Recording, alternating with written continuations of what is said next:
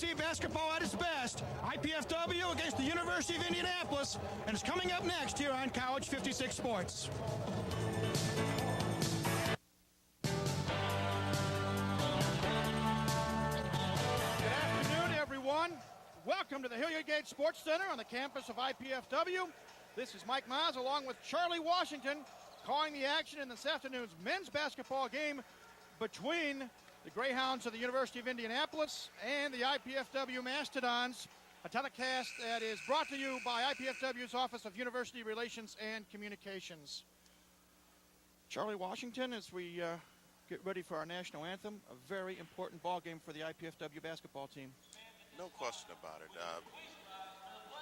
Don't want to get that 8th seed and have to face Wesleyan or some of those tougher teams or Northern Kentucky again. Big game. Our national anthem.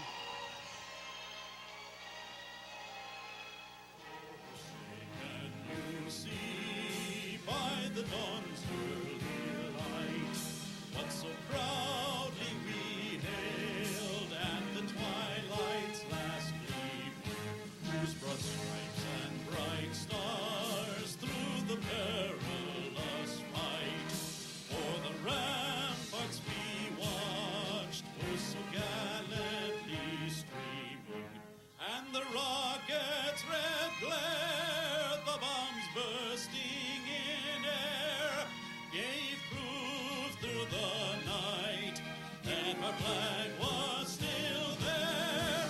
Oh, say does that star-spangled banner yet wave o'er the land of the free and the home of the brave.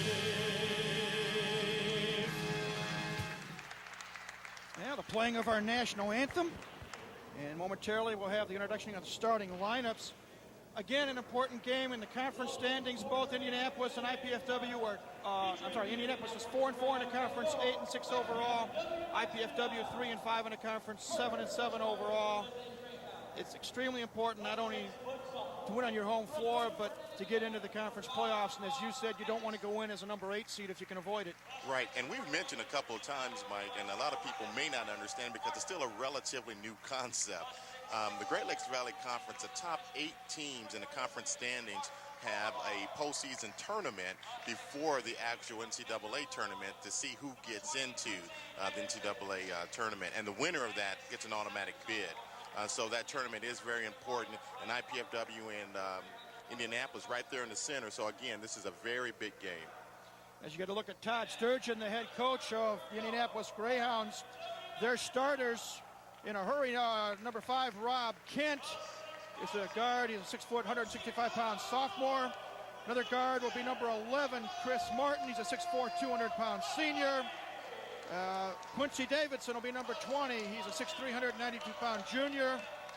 Number 33, Bart Hullabar, will be a forward. Bart is a 6'6", 215-pound senior. And at center will be Ryan Hupfer, number 51, a 6'7", 210-pound sophomore. For the Mastodons, a little bit of a shakeup. Again, they will run 2 guards. Randy Spicer, number 30, a senior. Randy is 6'1", 180 pounds. Also at guard, number 32, Steve Griffin, 6'3", 185-pound senior. At the forward positions will be Michael Akani, a 6'5", 190-pound senior.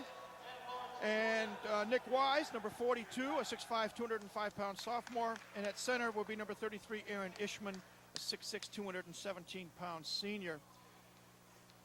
On Thursday night, in last action for both of these ball clubs, they both come in off of losses. IPFW lost here at the Hilliard Gate Sports Center to Northern Kentucky, 92-74.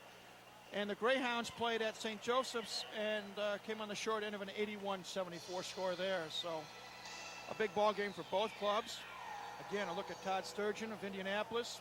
Doug Knoll in his first year at the helm for IPFW. And Charlie, key to victory this afternoon. First of all, energy. Thursday night, the Dons didn't seem to have a lot of energy. Northern Kentucky, a very good basketball team that executed very well, played great defense. They boxed out, did all the little things So it would have been a very uphill battle for the Dons to actually come out on the top end of that game, but they didn't seem to have a lot of energy. And out there, this starting lineup is one of the keys, and I think it's one of their more energetic teams. Benji Gibbs, a guy coming off the bench, also adds energy, but this starting lineup is an energy lineup. Tap controlled by the Dons, and we're underway. Dons in the home white with blue trim. Indianapolis in the visiting burgundy with white trim. Griffin on the wing to Akani. Randy Spicer. He's the table setter. Dons moving the ball on the perimeter. Inside, Wise, shot up, no. Rebound controlled by Ryan Hupfer, and here come the Greyhounds on the attack. IPFW in a man-to-man defense.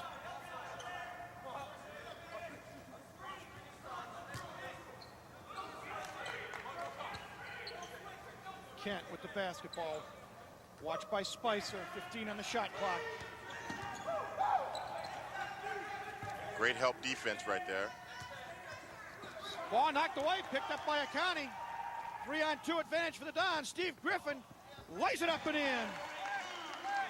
And that's the kind of energy we're talking about right there. Griffin gets the steal, gets it out to Akani, right back to Griffin. That's what the Dons have to do, control the tempo and get some energy, easy points tonight, or this afternoon. IPFW coming out, full court pressure. Get up, Mike! Mike! Come on, Mike! Come on, Mike! Help, Mike! Help, Mike! Hounds just get it over midcourt. Rob Kent, the number 5. Davidson. Cross-court pass to Kent, looking for somebody inside. 12 on the shot clock.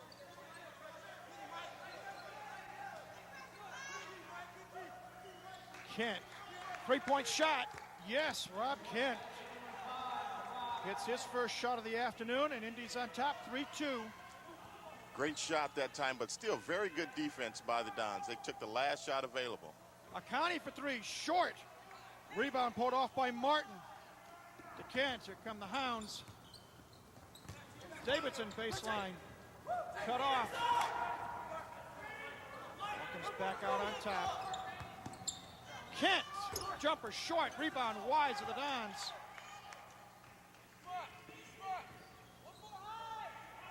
Ball knocked away. Good defensive play there by Hullabar. Davidson, watched by Griffin.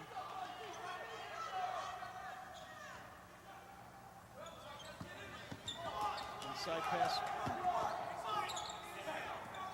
Davidson, turnaround jumper, yes. Quincy Davidson on the board. And it's 5-2 in favor of Indianapolis. And the Dons need a shot right now. They basically had 2 turnovers in a row. And the air ball, not actually a turnover, but in essence it was. And then Wise getting the ball stolen, and yet another. Kent, top of the key. Inside pass, Hullabar shot off the glass and in, count it. And there is a foul as well. Not a great start for the Dons. They came out with seemingly quite a bit of energy, but the last 3 times down the basketball court, they've in essence turned the basketball over. This is the first break we've had. We played 3 minutes and 3 seconds of continuous basketball. And we get a look at Hullabar. 3-point play is completed.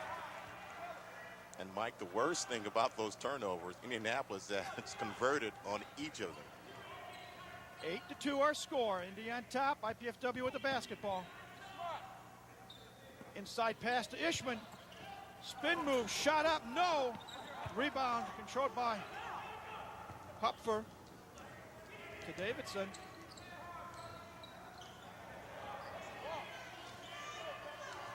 Tough man-to-man defense by the Dons. Ball knocked out of bounds. Last touched by Hullabar. Turnover, Indianapolis. The Dons are not playing bad defense. Good energy on the defensive end. They have to get more continuity here on the offensive end, though. Steve Griffin on the wing. To Wise at the high post. Now we got a whistle and a reach-in foul. First foul of the contest. It goes to Quincy Davidson. We had a missed shot in last possession by Aaron Ishman, Mike, but that's a good shot for him. He has to shoot the ball and to be a threat in addition to playing good defense. Spicer for three off the iron. No, tap up and in. I believe Akani was credited with the basket. Nice offensive board and tap. And I like to see that shot out of Randy Spicer. He has to be a threat. 4 for 5 against Northern Kentucky. 3 out of 4 from three-point land. Has to be a threat for the Dons to be successful. Alley-oop pass from Martin. And they say ball goes out of bounds. Turnover. And the Dons will bring it up court. Again, 8-4 is our score. 15:44 to go, first half. The Dons trailing University of Indianapolis. Ishman in the low block. Tries to get it to Akani. Ball knocked out of bounds. It'll remain IPFW basketball. 22 seconds on the shot clock. Good look by Ishman. Spacing wasn't quite there, but it was a good look, and he has to be a threat in there. So right now, I love the energy that I'm seeing out of Ishman on the offensive end of the court. Spicer to inbound it. Gets it to Akani. Ball knocked away, picked up by Wise. Baseline jumper, no. Rebound, Chris Martin of Indianapolis. There's Kent up the floor. Long jumper by Martin, no. Rebound fought for. Ball knocked out of bounds. Goes to IPFW. Davidson and Spicer hustling after it. Substitution, Benji Gibbs in the lineup. First time this afternoon, number 21. Replaces Michael Akani. Wise for three. No. Rebound fought for. Controlled by Davidson.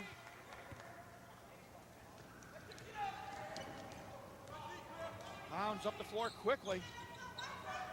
Dish off pass. Hullabar. Shot missed. Offensive board. Shot blocked by Ishman. Second shot by Martin. It's no good, but they're going to call a foul on the floor. Now, I know this is the GLVC and you play good hard-nosed basketball, but Indianapolis has gotten away with 2 pretty obvious over-the-back fouls in the last 2 times down the court. Hullabar got away with 1, and I think Martin just got away with 1. Substitutions on the floor, and we've got a timeout on the floor as well. 14:48 to go. Indianapolis 8, IPFW 4. We'll be back in just a moment.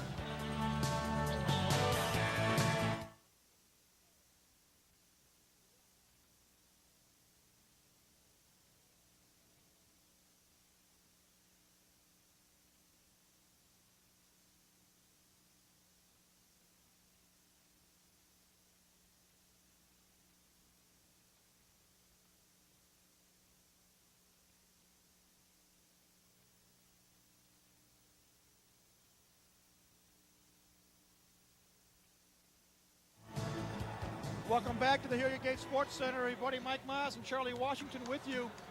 We have played a little over 5 minutes of this contest between interstate rivals IPFW and Indianapolis, and the Greyhounds are on top 8-4. Charlie, your impression so far? Dons, again, haven't played quite the way we'd like them to play, particularly on the offensive end. But 14:48, you're down 4 points. Certainly, the ball game hasn't slipped away from you. You want to get some offensive continuity going and continue to play good hard-nosed defense right now. Teams are about ready to come back on the floor. A couple of substitutions for IPFW. Brad Knoll, number 24, and Dave Meshberger, number 44, make their first appearance in the lineup. Andy Foster, number 34, is in for Indianapolis.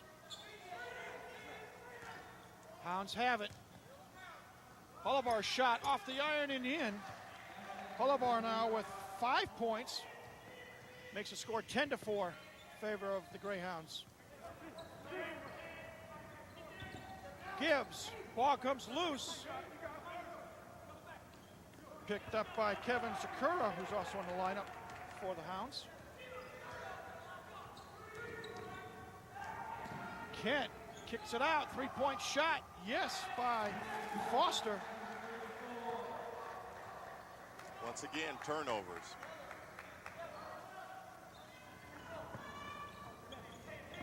Don's moving the ball on the perimeter.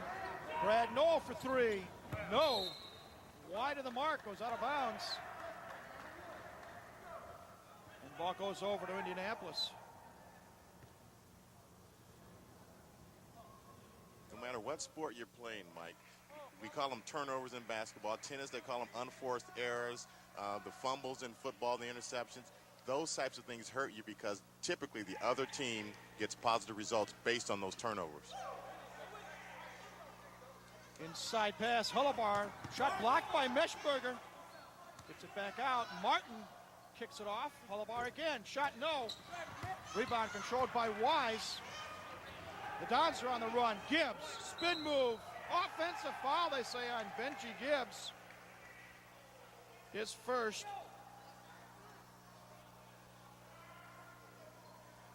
Team's second. Couple of substitutions. D'Angelo Woodall, number 4, and Dwight Crow, number 40. Replacing Spicer and Wise. 13:33 to go here in the first half. 13-4, Greyhounds on top in this GLVC contest.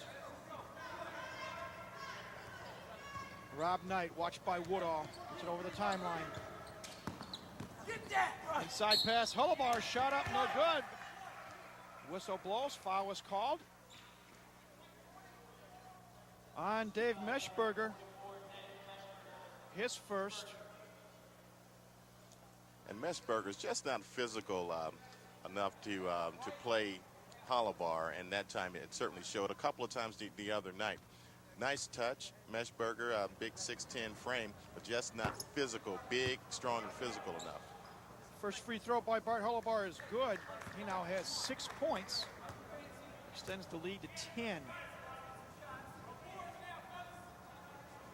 Make it 11. 15-4. Don's in a hole early. Let's see what they do.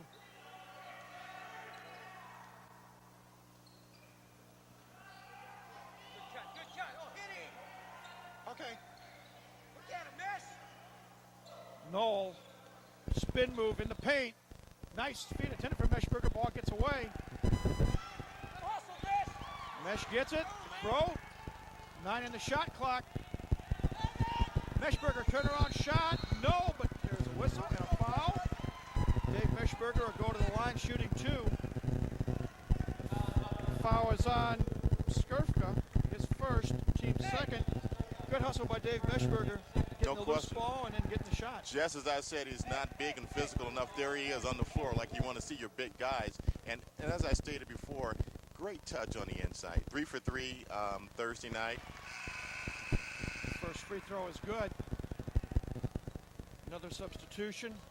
Chris DeJean, number 25, 6'6", 205-pound junior. And Davidson's back in for Martin as well. Second free throw good as well. Meshberger a perfect 2 of 2. Makes it 15-6.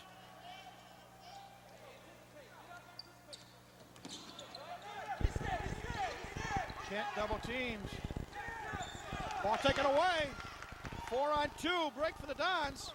Knoll for 3. Off the iron, no. Davidson with the rebound.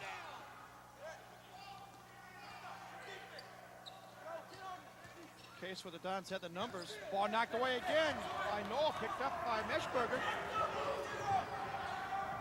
Woodall has a shot blocked. Crow misses. Ball goes out of bounds. Last touch by the Hounds. It'll be IPFW basketball. A little bit of helter-skelter there, Charlie. Right now, the Dons have to keep their composure, and they're getting pretty good shots on offense. You just have to knock some of those down. Ball knocked away. And you can't do that. Shot missed, but tap in by Davidson. Foster missed. Davidson cleans it up. 17-6 now, the lead up to 11. Gibbs in the corner. Cross court to Meshberger. Inside drive, shot up and in, count it, and Meshberger ahead of the line for a three-point play. Hey, yes. Go, go.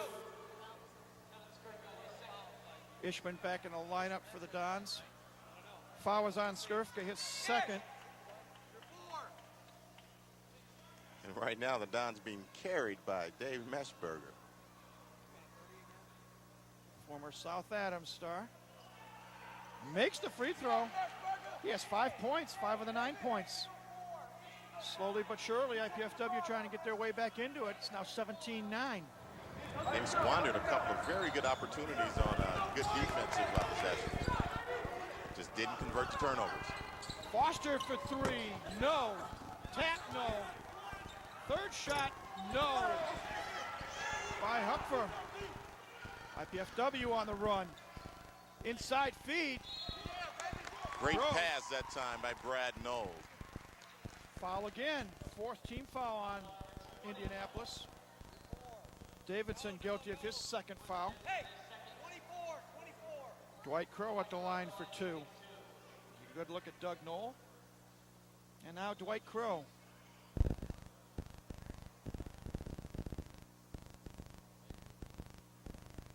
First free throw is good. Makes it 17-10.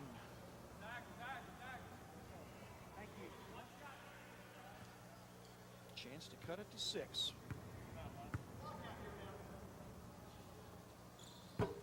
Second free throw, no good. Rebound controlled by Rob Kent. And he'll bring the ball up.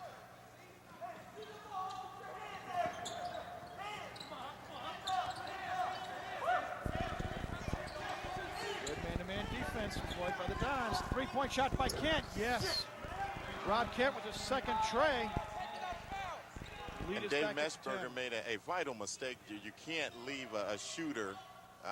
He's proven he can hit that shot, and Meshberger, he's certainly not going to shoot over him.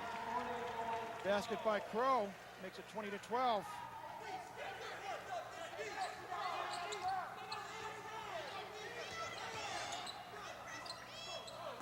Davidson, watched by Crow. Good defense. Oh, now they're going to call foul. They say that Crow got the arm. Dwight's first, team fourth. What I was talking about on that last possession, Dave Meshberger, 6'10" player, got out there with the long arms, but then stepped back. He left the shooter. I think he found himself in no man's lands out near the three-point arc and just fell back, and then the guy hit a three-pointer on him. Kevin Brown just checked into the lineup. Kicks it off to Kent. Three-point shot. No. Tap controlled by Ishman. Denol. Don's on the run.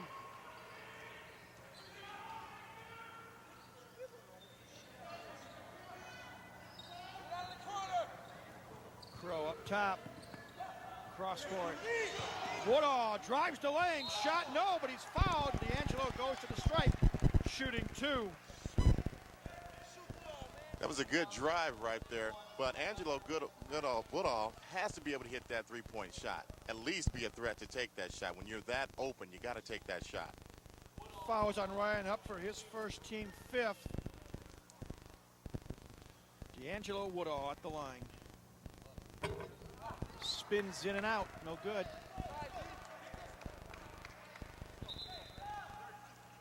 The Dons have quite a few combinations, Mike, of players that we can combine into one player. We'd have a heck of a player. I think if we can put Ishman's aggressiveness into Meshberger's 6'10" frame with his shooting touch, we'd have one heck of a player. If we could put Randy Spicer's floor running ability, handling the ball, into Brad Knowles' shooting ability and aggressiveness on offense, we have one heck of a player. Got a whistle as the second free throw is good and timeout is called. You too can participate in the excitement of Mastodon Athletics by joining the Royal Dons Athletic Association. The Royal Dons is IPFW's official athletic booster organization. Members enjoy benefits such as priority seating at IPFW sports events, visits with the coaches, and food and refreshments in the hospitality room. For more information about the Royal Dons, call 219-481-6958 or write to Royal Dons Athletic Association, 2101 East Coliseum Boulevard, Fort Wayne, Indiana, 46805. Well, get a look at some of the crowd there during this timeout. See, the team fouls are even at 5 apiece. 20-13 is the score. And we got some quick stats so far. IPFW 4 of 14 from the floor for 29%. Indianapolis 7 of 16 for 44%. Greyhounds 3 of 6 from long range for 50%. The Dons so far 0 of 5 from three-point range. And that's something with, we don't have the size, so we have to kind of live by that jump shot, and that happened to us the other night. We lived by the jump shot, didn't get to the foul line. I think we shot maybe 12 free throws. And we have to get to the line more, and we also have to make some of those three-point shots. Indianapolis with the basketball as play resumes. Don step up the pressure on the defense.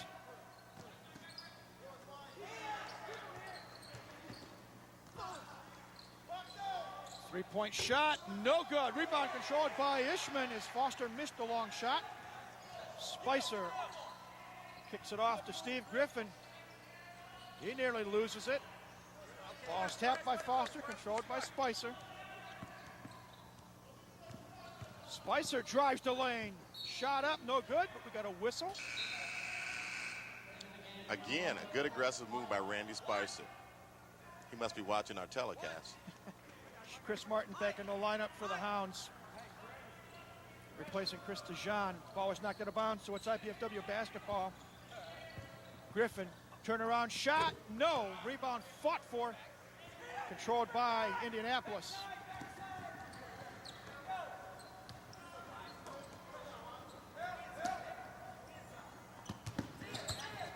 Inside move shot blocked by Akani. Here comes in IPFW. Spicer has the ball taken away by Foster.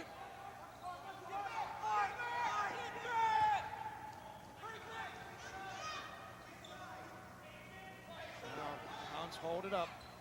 Kent, baseline drive, kicks it off underneath instead. To Martin, and Chris Martin makes the bucket, his first. And it's 22-13.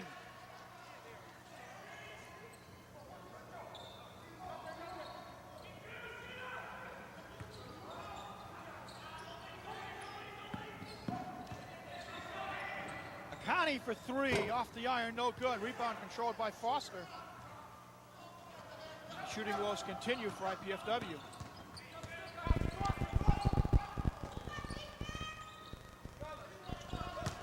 Inside pass, shot up, missed by Hullabar. Rebound controlled by IPFW. Griffin inside. Ishman shot up, no good, but Aaron is fouled, and he'll head to the line shooting two. We have some frantic action, and there are a couple of points. Right now, the Dons, Rob Kent has hit a couple of jump shots. So that pretty much allows him kind of to do whatever he wants. He fakes the shot, guy goes up, and he goes around him, and they got an easy bucket out of it. The other thing, in the Dons, in their favor right now, Aaron Ishman, a lot stronger than Meshberger. Hullabar not nearly able to push him around like he was doing Hullabar. I mean, excuse me, after Meshberger. Ishman makes the first of two free throws, first point of the afternoon for Aaron. That foul, incidentally, was on Kevin Brown, his first, team sixth. Second free throw good as well, so Ishman hits for two. It's 22-15, and now the Dons employ a little bit of pressure on the defense.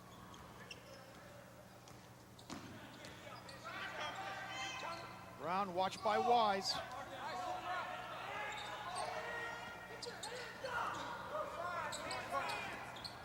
Kent on the wing. Ball knocked away. Good play by Akani. Pass intended for Chris Martin. Let's see if the Dons can convert. Ishman loses the ball. Scramble for it, controlled by Wise. Now we got a whistle and a foul.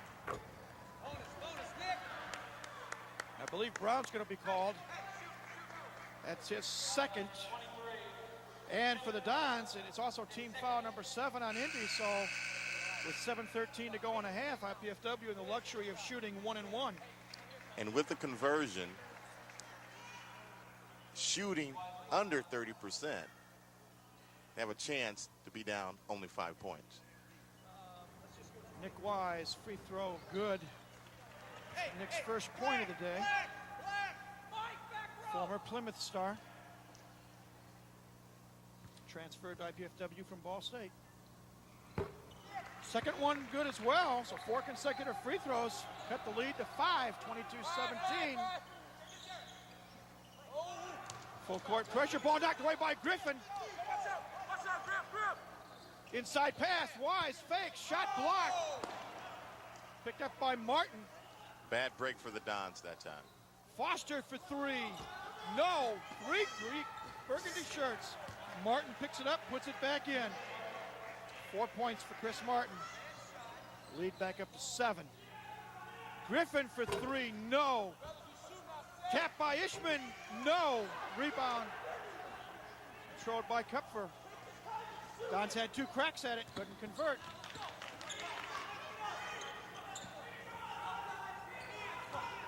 Martin drives the paint, stitches off the Hullabar whistle. Offensive foul called on Indianapolis. They're going to call it foul on Martin. His first. Great defense that time by Ishman, and that's what he gives you, and that's what he's going to give you, and that's what you got to have from him. Defense, rebounding, and what scoring you get from him, added chocolate on the cake. They're going to say that Martin committed the foul after he released the ball, so it is bonus time. Ishman back at the line where he just sank to a moment ago. It's a good point. I'm sure some of our basketball enthusiasts are saying they shouldn't shoot free throws on that offensive foul. First one good, he'll get the bonus. Crow back in the lineup for the Dons along with Woodall replacing Akani and Randy Spicer. So even though they haven't played all that well, if Ishman makes the free throw, they're only down 5, 24-19. And again, I would love at some point in time just to see a short stint of time at least where I think he puts 5 athletes out there, his 5 best players / athletes. Nice putback by Griffin thanks to the offensive board by Woodall. Steve Griffin now with 4 points and is 24-20. Foster in the paint, waits, shot up and in, and Andy's fouled. Big bucket for the Hounds.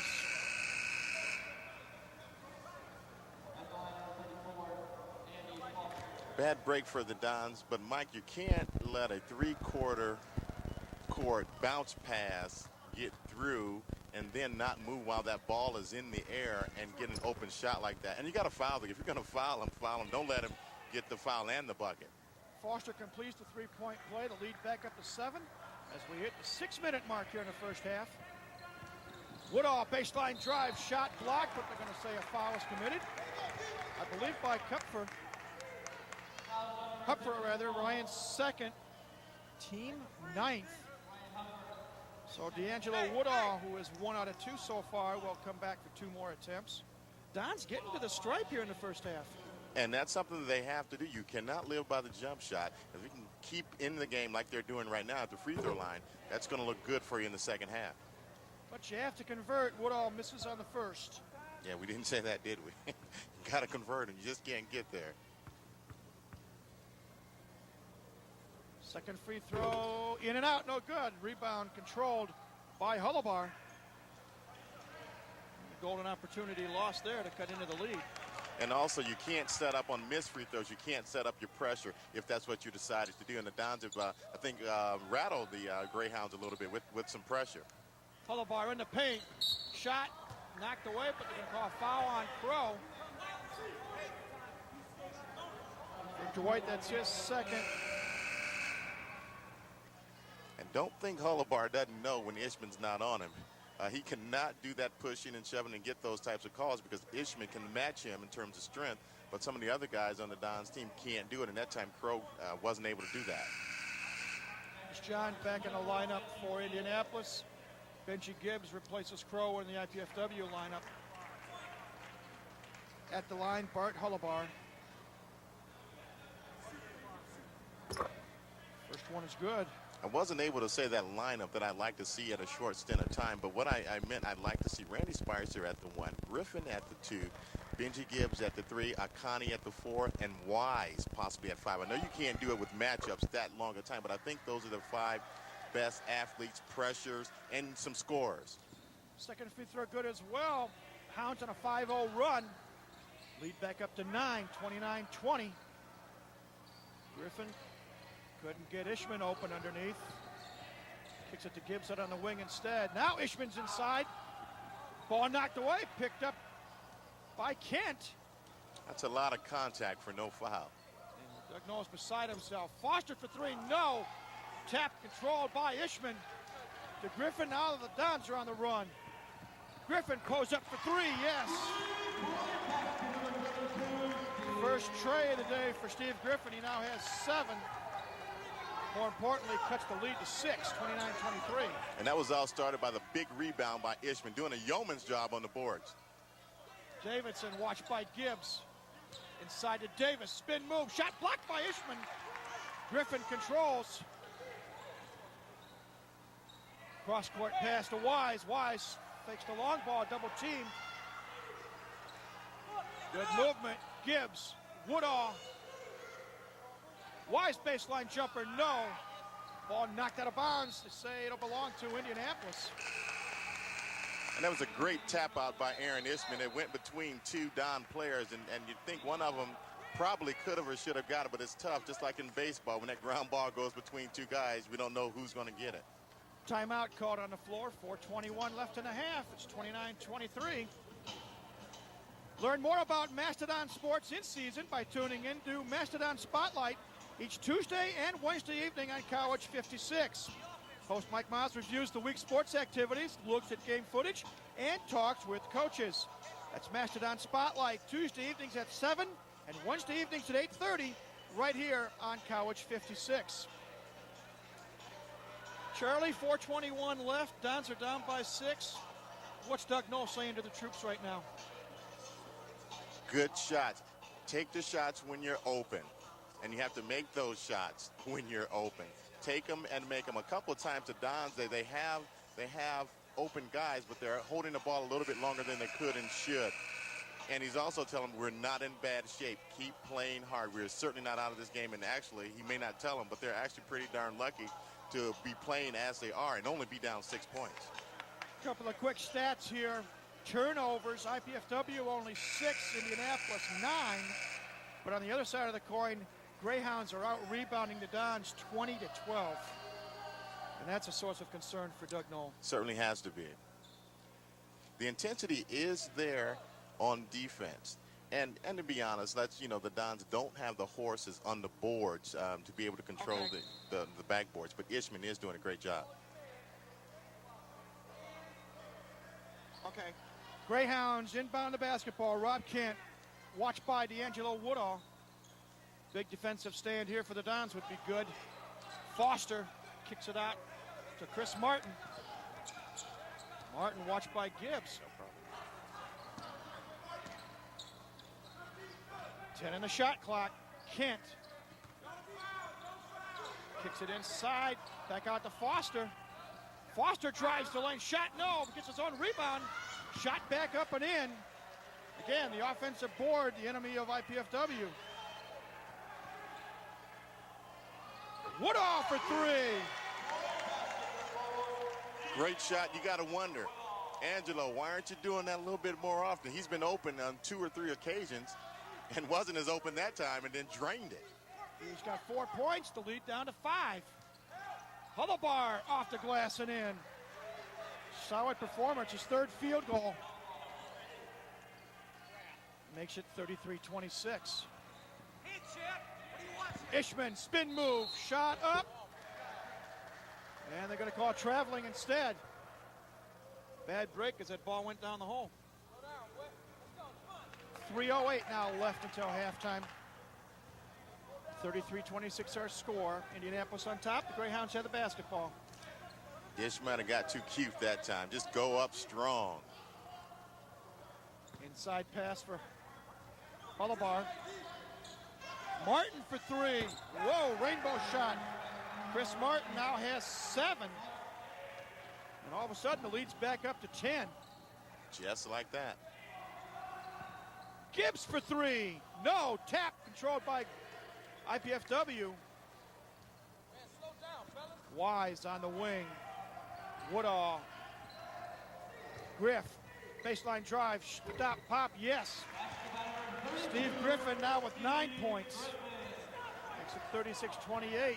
2:16 to go here in the first half. Martin. Baseline drive. Stops. Pops. No. Tap up and in by the Jean. And another offensive board. It's twice in the last 3 possessions that Indianapolis has been able to convert. Woodall looking for help. Gets it to Gibbs. Griffin for three. No. Tap control. Ball knocked out of bounds. And should be the Dons ball. It was first touched by 2 Dons, but then the Greyhounds tried to save it. And that's what Doug Noah is saying. But they're going to give it. They are going to give it to IPFW. Good call by the official. Mike, call for it. Akani and Brad Noel back in the lineup. Inside pass. Akani shot. No. Rebound. Chris Martin. Another opportunity squandered. Another layup miss. Foster on the wing. Watched by Griffin.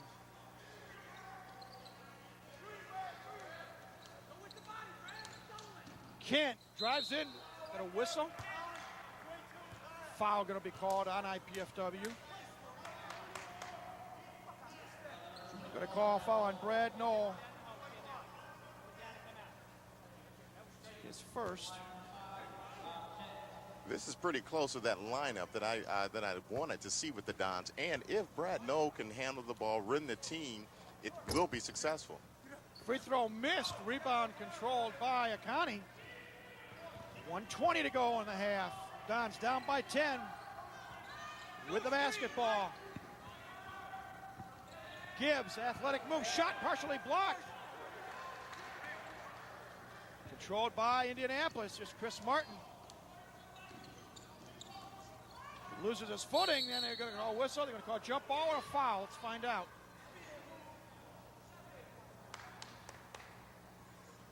Martin, Griffin. Still no word on. They're going to call it a jump ball. They're on a possession that belongs to Indianapolis.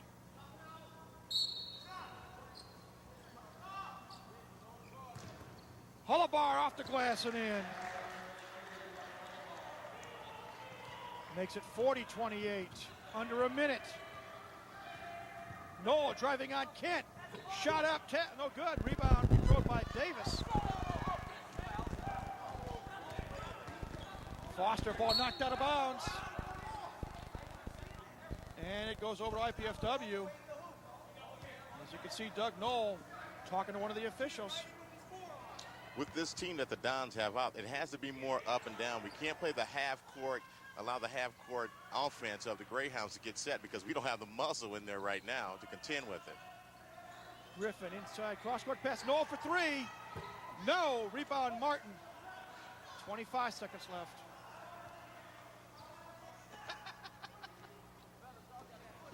Rob Kent walks it up over the timeline, 18 seconds to go. Down to 13 seconds. Noel.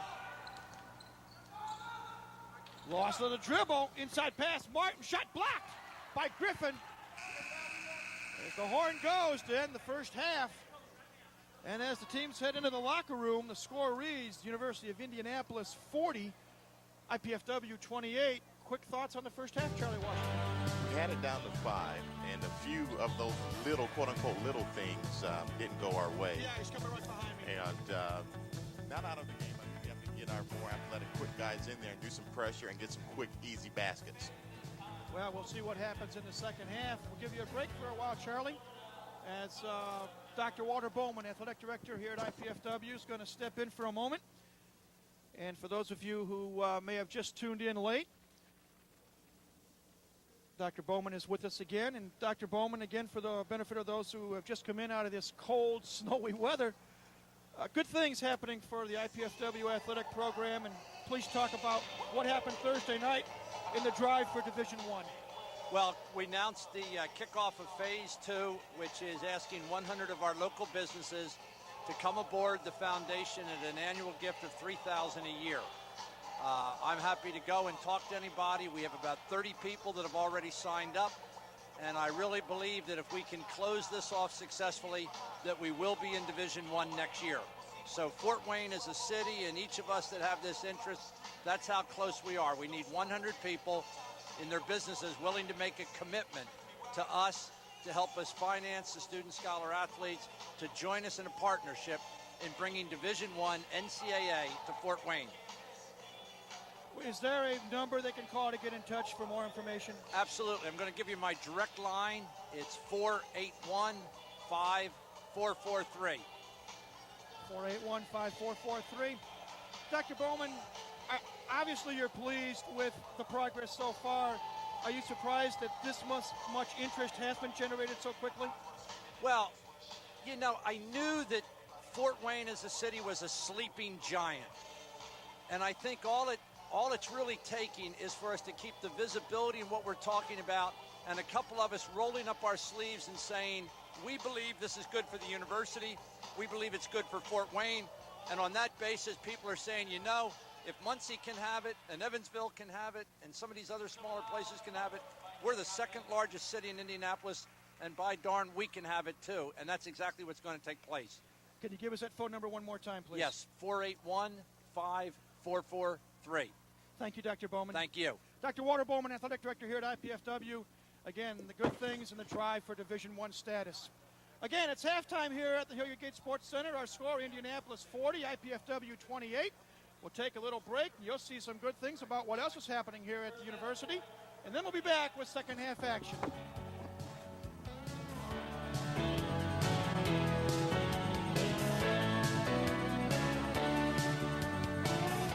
As Director of Athletics and Executive Director of the Royal Dons Athletic Association, I am pleased that you have joined us tonight for this telecast. We invite you to join with many of your neighbors and friends and become a part of the Mastodon family. For more information on how you can join the Royal Dons, call us at the number on the screen.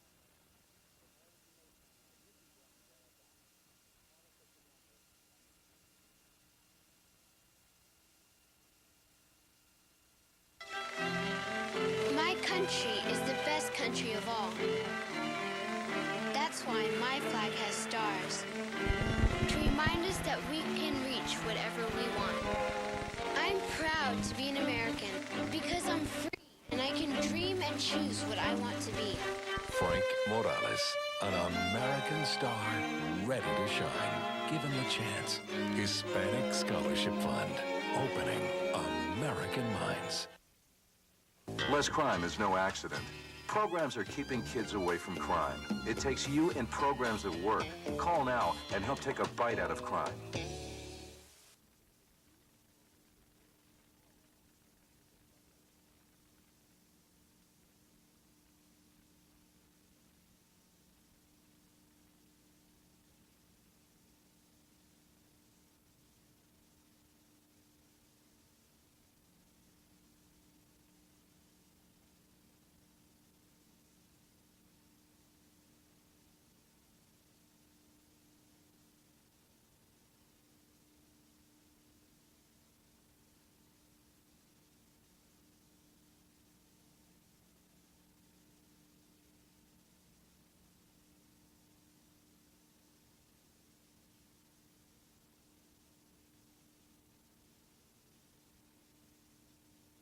I really wanted to go for an Indiana University business degree.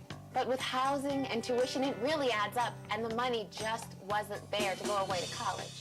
And with a 2-year-old, my housing options were kind of limited anyway. And the truth is, I really wanted to keep my job and stay close to home. Going to IPFW made all that possible. IPFW? The best choice I ever made. Indiana University, Purdue University, Fort Wayne. The right school, right here, right now.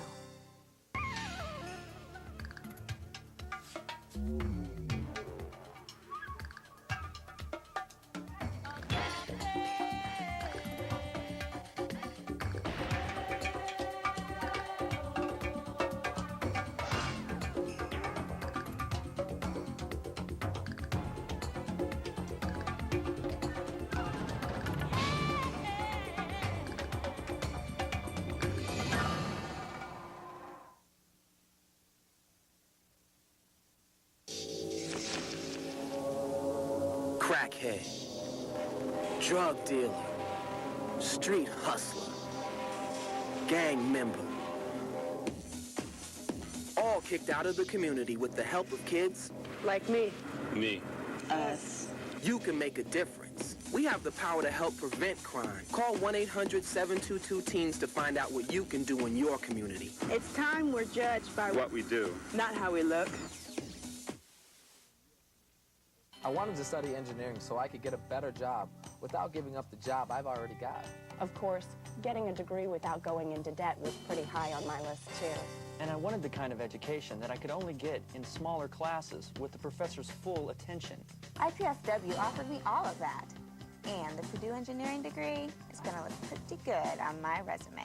Going to IPFW is the best choice I ever made. IPFW, the right school, right here, right now.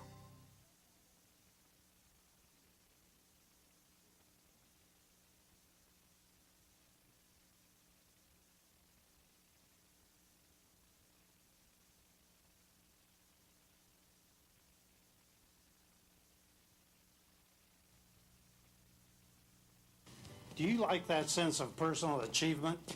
That chance to make a difference? That chance to make friends and network with other professionals? Then take that chance by serving your alumni association as a volunteer. Your alma mater needs you. You really can make an impact. It's that good, and it's that simple. Come on back. We need you.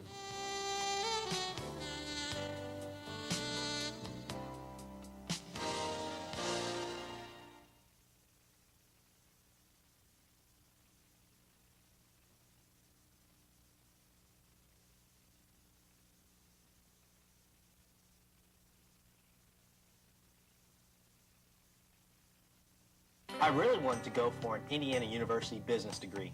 But with housing and tuition, it really adds up, and the money just wasn't there to go away to college. And with a 2-year-old, my housing options were kind of limited anyway. And the truth is, I really wanted to keep my job and stay close to home. Going to IPFW made all of that possible. IPFW? The best choice I ever made. Indiana University, Purdue University, Fort Wayne. The right school, right here, right now.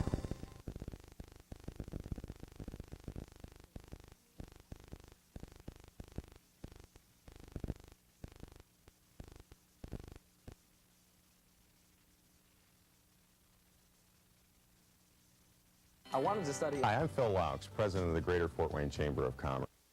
One of the things that strengthens our community and northeastern Indiana is the many fine colleges and universities that we have located in northeast Indiana. Given the collective learning power of these institutions and the fact that the majority of their alumni remain in northeast Indiana after graduation, it significantly enhances our economic development initiative to attract new industry. I'd like to encourage all alumni from these institutions to please be very unselfish with your time, your talent, and your resources. Your community needs you.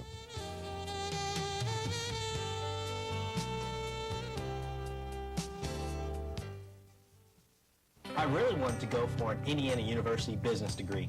But with housing and tuition, it really adds up, and the money just wasn't there to go away to college. And with a 2-year-old, my housing options were kind of limited anyway. And the truth is, I really wanted to keep my job and stay close to home. Going to IPFW made all of that possible. IPFW? The best choice I ever made. Indiana University, Purdue University, Fort Wayne. The right school, right here, right now.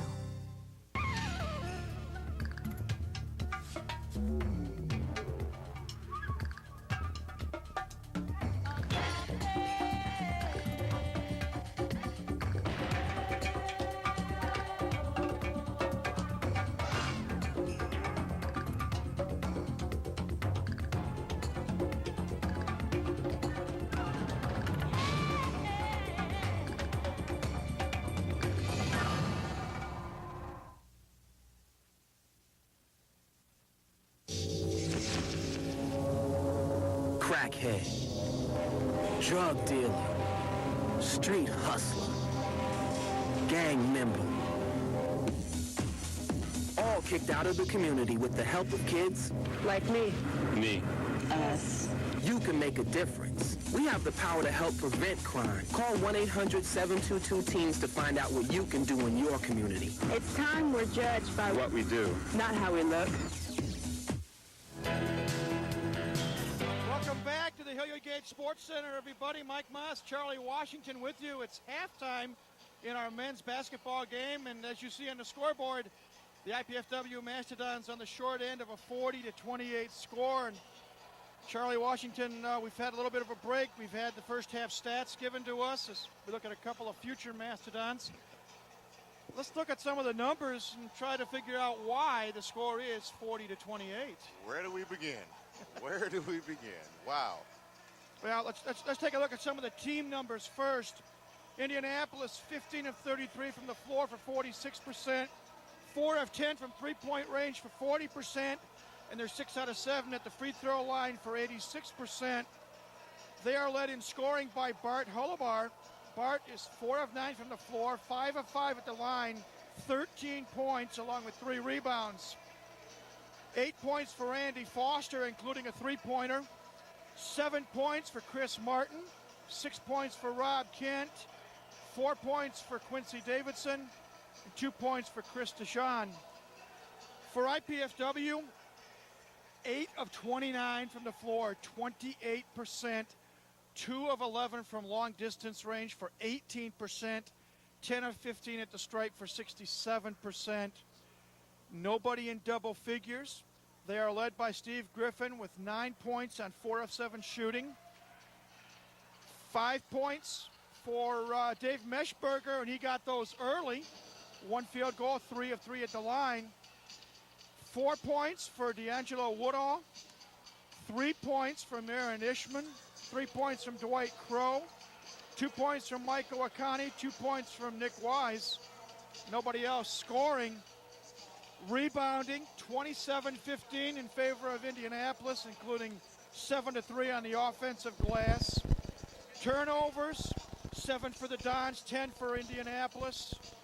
Assists, and you saw this early, 8 assists for the Greyhounds, shows they're moving the ball around. Only 1 assist for IPFW. Add it all up, not to mention 4 blocks for the Dons and 6 steals, 2 blocks and 4 steals for the Greyhounds.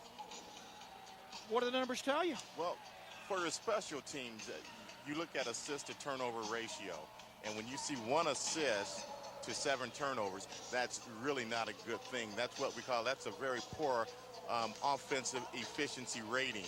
And the Dons, we're not a big, strong, powerful team. We're getting beat on the boards, which is, not a real big surprise. But right now, it seems like the guys working in there right now. Aaron Ishman is working in there on the boards. Griffin is getting in there. Wise gets in there. But we have to get everybody to the boards. When we have a small team and not a big, powerful team, 5 guys have to go to the glass, particularly the defensive glass. And sometimes we got to get 4 to the offensive glass and get 1 guy back.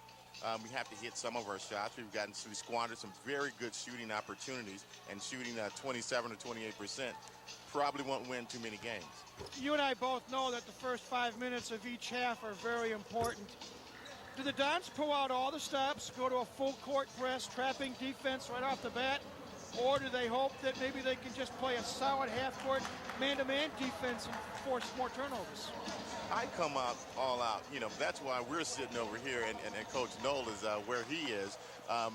Coaches are second guessed quite a bit by those couch coaches, and certainly I come out and try to stir things up. But we also have to look at, outside of those last 3 minutes in the second half, the Dons were right about 5 points, and they went, I think, on a 7-0 run, or certainly maybe 9-2, something of that sort, towards the end of the half. At one point, the score was 24-20 in favor of Indianapolis, and from that point on, and I'm not exactly sure of the time frame, but it was 24-20, and then the rest of the half, Indianapolis outscores the Dons 16-8. So, as we see the players come back on the floor, starting a lineup for the Greyhounds: Rob Kent, Chris Martin, Quincy Davidson, Bart Hullabar, and Ryan Hupfer. And for the Dons, their starters: Nick Wise, Randy Spicer, Steve Griffin, Aaron Ishman, and Michael Akani. as well. So Dons with the basketball. 12-point deficit, 20 minutes to make it up. Spicer watched by Kent. Inside pass, Griffin off the glass and in. Nice feed. Great start. That's what you got to have, a great possession on the first play of the second half. Nice feed from Wise to Griffin. And it's 40-30. Chris Martin on the wing. Hupfer off the iron, no. Rebound Akani, high in the sky. Ball knocked away. Touched last by Akani.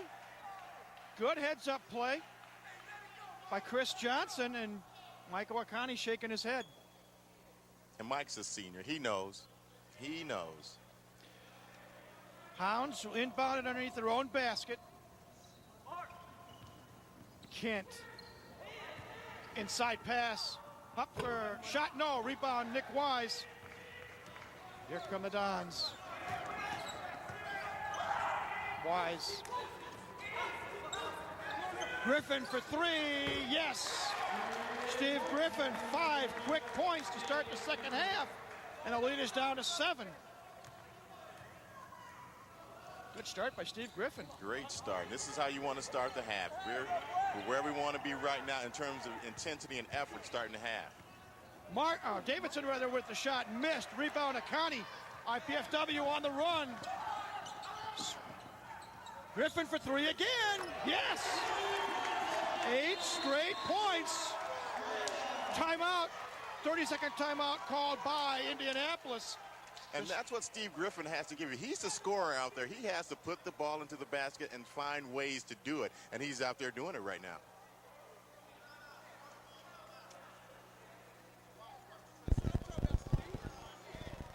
Bring IPFW head men's volleyball coach Ernie Baldwin to your home each Wednesday and Thursday evening this season, leading all the way up to the 2000 NCAA Men's Volleyball Championship Tournament. He joins assistant coach Mark Franke to review the Mastodons' progress, discuss highlights, meet with players, and look ahead to upcoming volleyball action.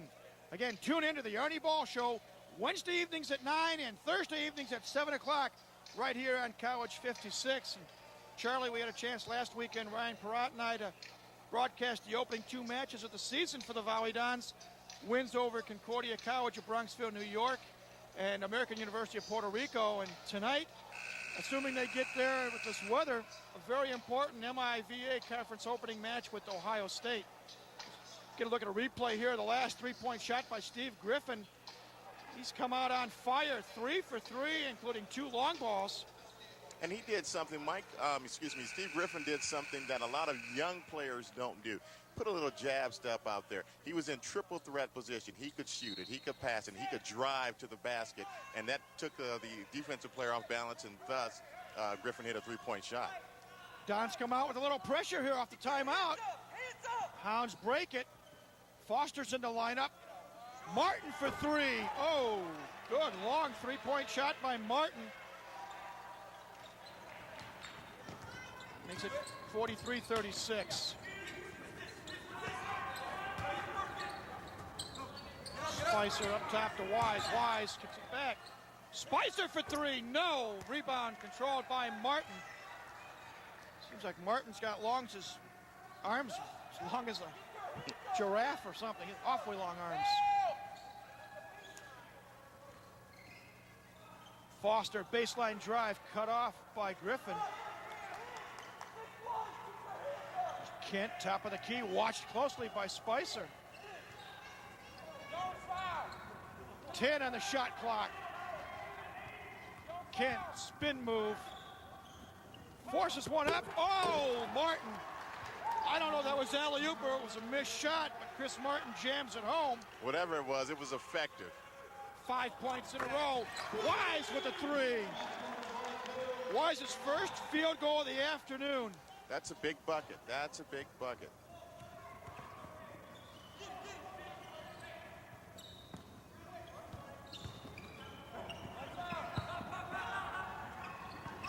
Ball knocked away. Spicer can't go for it. Spicer gets it. Lays it up. No. Ball goes out of bounds. They say last touch by Foster. He says hello to one of the officials. And that was great hustle by Aaron Ishman just to get into the play, to give the Dons the opportunity to get the ball. Not quite sure what happened on the layup attempt by Randy Spicer, though. I think he thought he might get fouled. Wise to inbound it to Akani. Akani tries a three. No. Over the back foul going to be called on Aaron Ishman. Mike's taken a few of those and missed. Michael Akani, very capable of making that shot, but you'd like to see him get into the game in other ways. Driving to the basket, getting alley-oop dunk shots, and then that jumper, I think, will be more effective. But he has to get into the basketball game in other ways. There's a reach-in foul on Spicer. For Randy, that's foul number 2, team foul number 2 here in the second half. 16:37 left in regulation. Greyhounds with a 45-39 lead. And the basketball. Foster. Maybe a step, maybe not. Shot missed, tap, no. Ball controlled by Ishman. Don's on the run. Wise for three. Yes. Second trade by Wise this half. 4th three-pointer in a half. I'll tell you what, Mike, you hear that adage all the time. You live by the three-pointer, you die by the three-pointer. Right now, the Dons are on life support with the three-point shot. They're only down 3, 45-42.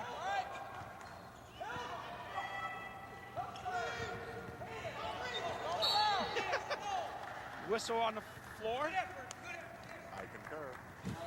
Foul going to be called on Aaron Ishman. That's Aaron's second, team third, as Kevin Brown checks in the lineup for Indianapolis. And Dave Meshberger does the same for IPFW.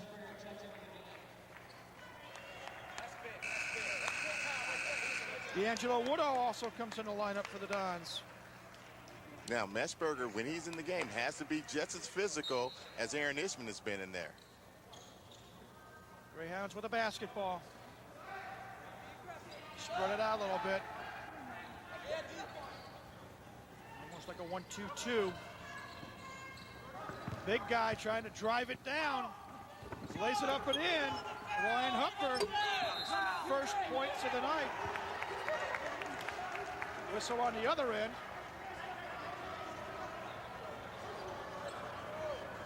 Technical foul called on Chris Martin.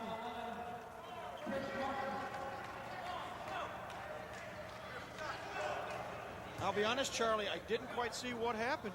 Well, he hung on the rim, and typically you can hang on the rim without any repercussions if you believe that you're in danger of hurting yourself or hurting someone else. And that was kind of up in the air, and I think Martin hung on there a little longer than he had to that time.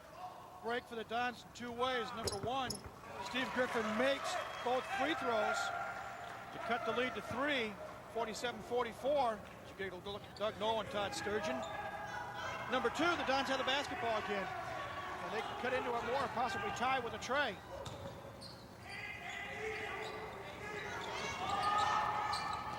Wise in the paint, spin move, kicks it out underneath. Instead, loose ball, picked up by Brown. I think he thought Meshberger might be there.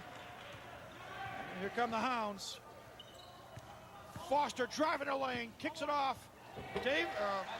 Kevin Brown rather with the easy lay-in. Lead back up to 5. Griffin for 3 again. Steve Griffin, third 3 of this half, 4th 3 of the game. Call the fire, Chief. We got a fire in the building. Steve Griffin is on fire. Well, for IPFW fans, don't call the fire department. 49-47. Hupfer, baseline jumper. Ryan Hupfer with his second field goal. Lead back up to 4. 14 and a half to go. Wise. Meshberger baseline, yes. Nice touch by Dave Meshberger, his second field goal. Great touch by Meshberger. You may want to see him roll a little bit closer to the basket on that pick there, but still effective. We'll take it. 51-49. What once was a 12-point lead, down to 2. Kent takes it, misses it, but he is fouled. And Rob Kent goes to the line, shooting 2. Fouls on D'Angelo Woodall, his first, team fourth. Don's got a break on that with the basket not going in. Meshberger has to be there and wipe that away for it even to be close to being a three-point play. Rob Kent, 6 foot, 165-pound sophomore.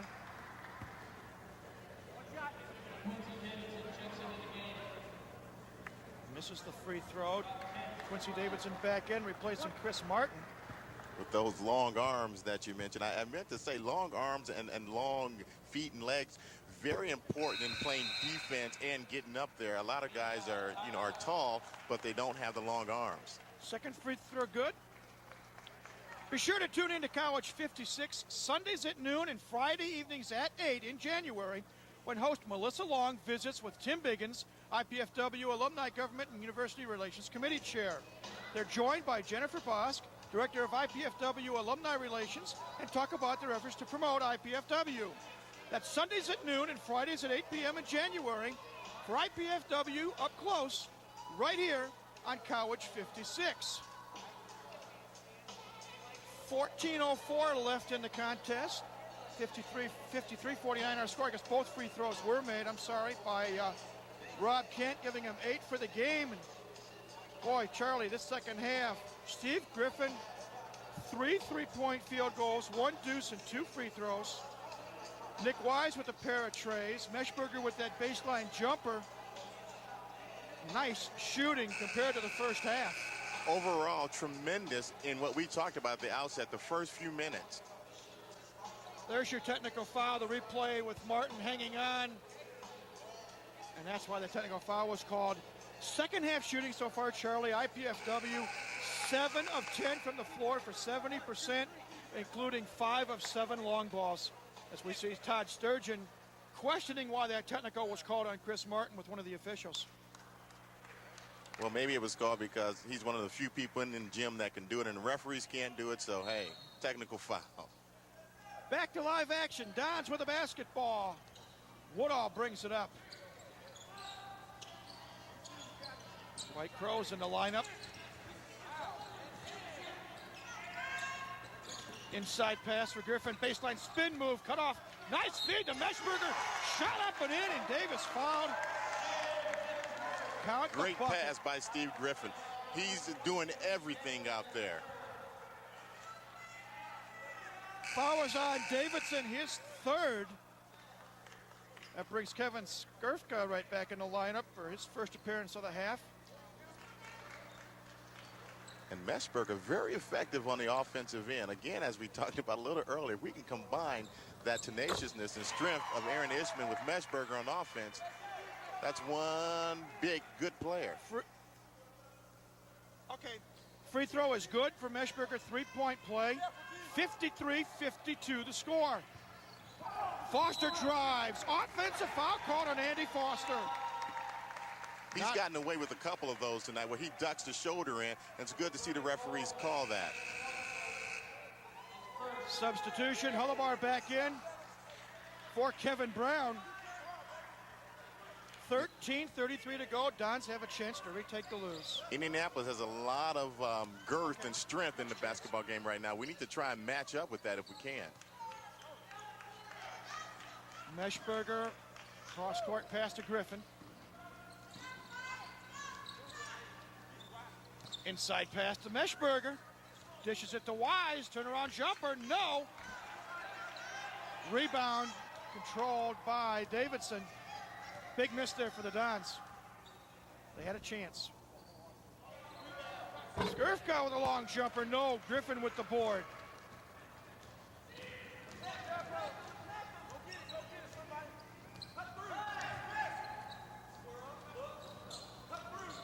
Dons working the ball around the perimeter. Whistle.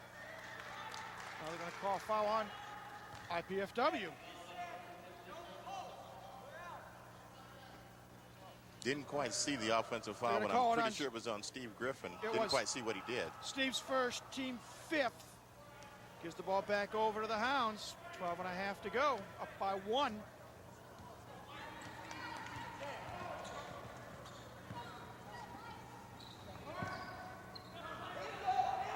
Foster, inside pass, ball knocked away, good play by Crow. Griffin, Don's on the run. Woodall, baseline, shot up, no, but he is fouled, and D'Angelo goes to the line for 2. Foul is on Kevin Skurfka, his 3rd.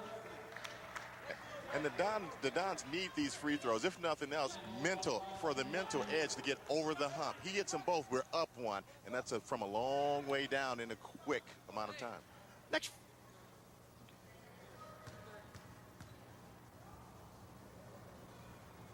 Free throw good. Next Friday evening, you'll have a chance to see Secretary of Defense William S. Cohen give a presentation on national security. Secretary Cohen visited IPFW at the invitation of Senator Richard Lugar and will speak to the points of the non-Lugar Cooperative Threat Reduction Program, as well as other national security issues. That's next Friday evening, January 28th at 8:30, right here on College 56. First free throw by Woodall is good, ties the score.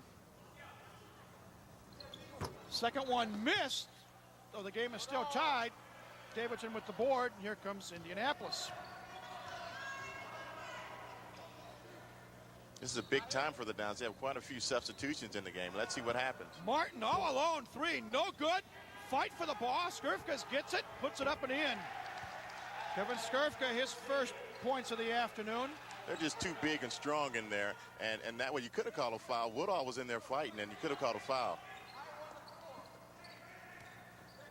And Coach Knowles sees what we see, and Aaron Ishman heads for the scorer's table.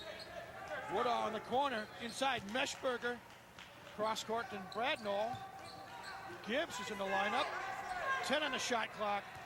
Woodall drives, kicks it back out to Meshberger. 7. Benji Gibbs outside. Woodall, yes! The shot clock expires. Woodall for 2. The game is tied again. There they took advantage and used the whole 30 seconds and got the bucket. Just seeing if we could use it all. 55 all, 11:05 left.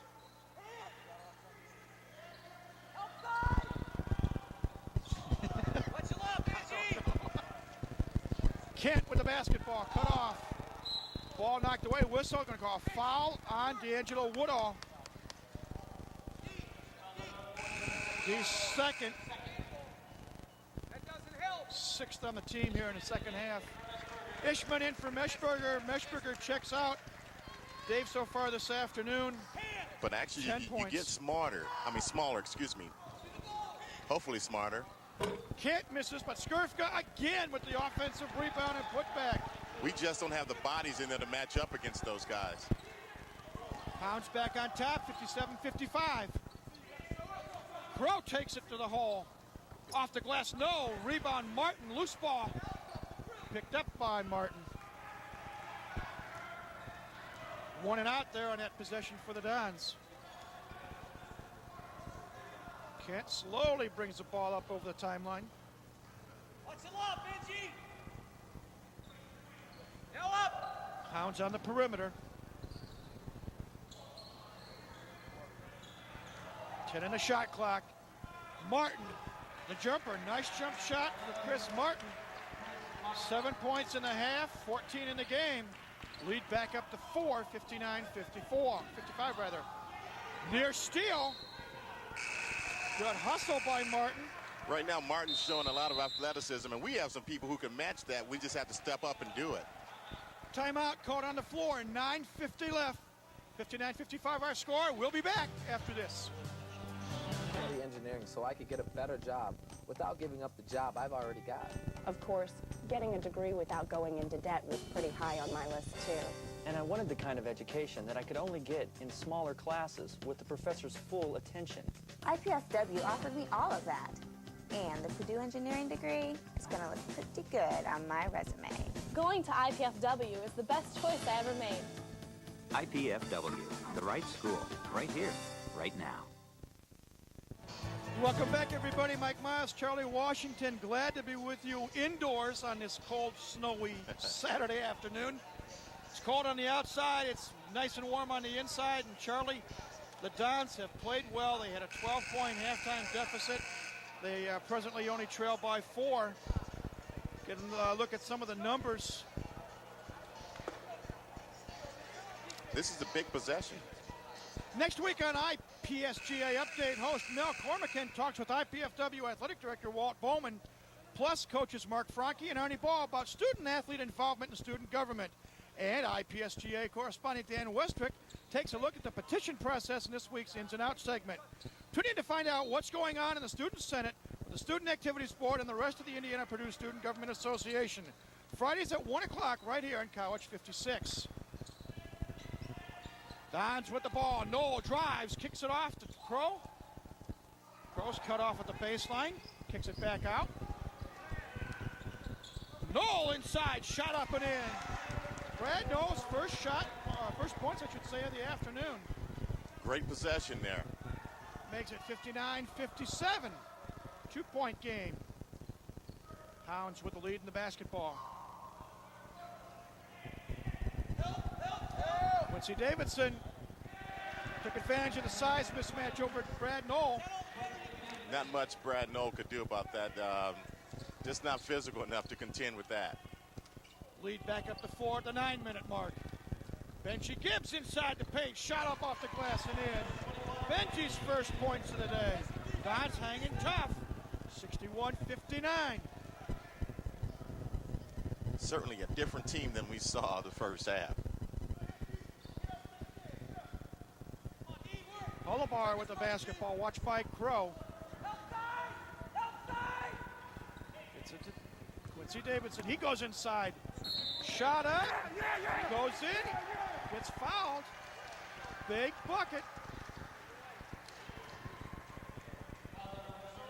They're going to call a foul on Aaron Ishman. That is his third. Team 7th. As Wise, Spicer, and Griffin re-enter the IPFW lineup. Griffin goes in. You need more size at the guard to contend with that post-up. 2 post-ups in a row, basically. Number 20, Quincy Davidson. 6'3", 193-pound junior out of Campbell, Ohio. Converts the free throw in the traditional three-point play. Lead back up to 5. Griffin, three-pointer off the back of the rim, no good. Can't double team. Get some help, however. Inside pass, Skurfka. Might have walked, they said no. Gets it up and in for Kevin Skurfka. Skurfka hits his third field goal. And I thought Hullabar was a load down there. He's a big one. Gibbs, spin move, they say no, traveling instead. Turnover, IPFW, and a critical point right now, Charlie. There's no question about that. The Dons need a big stop right now and have to go down and execute on offense. Hounds on a 5-0 run. Can't, watched by Spicer. Hullabar way up top. Trying to get somebody freed down low. Skurfka again, turnaround jumper. This man's on fire. 4 field goals here in the second half. That's where you want him shooting, though, at least. I'll give him that shot because he's a big load down low. Inside pass to Gibbs. Nearly lost it. They say it's off his leg. Turnover, Dons. That'll bring Michael Akani back into the IPFW lineup. And Davis has come in and given the Greyhounds a huge lift. He's been the catalyst in this little run that they've just had.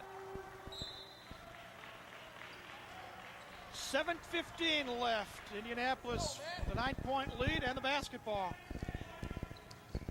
Davidson watched by Griffin. Cut, Griff, cut! Offense! Ball nearly taken away. There's a steal by Akani. I sense a dunk. Michael Akani with the dunk. Trying to get some life into this crowd. 68-61. And that's what he brings to the table, Mike. Athleticism. Nearly another turnover. And here Coach Doug Knoll imploring his troops on. Whistle, and they're going to call a foul on Steve Griffin. For Steve, that's personal number 2. Team's over the limit, so free throw attempt is coming. As you see, Foster back in the lineup for Davidson. Yes, and I think I called him Davis a moment ago, but number 20 for the Greyhounds certainly was the catalyst in their run. Davidson. Bart Hullabar, 5 of 5 so far at the line, make it 6 of 6. Good free throw shooting team. Makes the score 69-61. 6:35 to go. Still time for IPFW. Second one good as well. Unusual to see a big-sized man like that be perfect at the line, but he's 7 of 7. Whistle on the floor, 30-second timeout. The College Cable Access Monthly Program Guide provides information about our programming, including live coverage of Mastodon sports. To receive your free College 56 program guide, send your name, address, and zip code to College56 at IPFW, 2101 East Coliseum Boulevard, Fort Wayne, Indiana, 46805, or call us at 481-6056, or email us at cable56@ipfw.edu. 20-second timeout called by Doug Knoll. I think a very good timeout. I think it's extremely important to get a good possession this time around with the score. You're down 9 points right now, and coach also might be setting up on made baskets some type of pressure defense. 70-61 to score, 6.5 minutes remaining.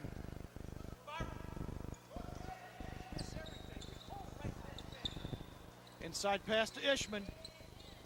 Triple team kicks it back out. Wise for 3, yes. Nick Wise was his third. And here comes the pressure. 11 points now for Wise, makes it 70-64. Martin nearly traveled, gets it to Foster. Lead pass to Skirka, and he's hammered by Ishman and Akani. Let's see who they're going to call the foul on. Michael Akani is called for the foul. His first, team 9th. Kevin Skirka at the line for the first time this afternoon. He's got 4 field goals. And a free throw to boot. Makes it 71-64. Let's go. Second free throw good as well. He's played extremely well the second half. Greyhounds 7 of 7 at the stripe here in the second half. Akani looking for help. Gets it to Grandy Spicer. Three-pointer by Griffin. No, rebound Akani, and boy did he get high. Michaels fouled on the play. Foul is called on Hullabar, and that's Bart's first. Caught a glimpse there of how high Michael Akani can get up. Team 4th, so just a possession. Spicer for 3, no. Akani again with the rebound. Put back, no. Griffin with the rebound. Shot up, no. But Steve is fouled, and he'll go to the stripe and try his luck.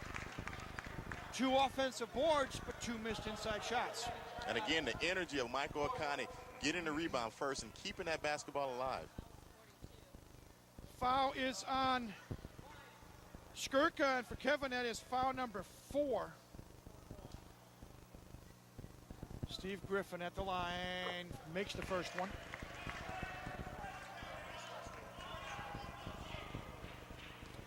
Tune in to College 56 Sunday evening, February 13th at 7 o'clock for the replay of today's men's basketball game with Indianapolis. That's Sunday, February 13th at 7 o'clock right here on College 56. Kent thought he traveled, said no, gets it to Martin.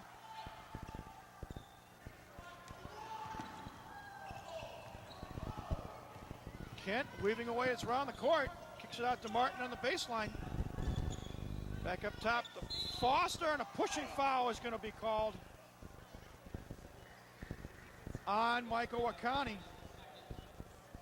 And I think that puts us in the double bonus. That's correct. So for the last 5 minutes and 13 seconds, Greyhound foul shooting will consist of 2 free throws a shot. Andy Foster, who has 8 points already today, including 1 for 1 at the line shooting, makes the first.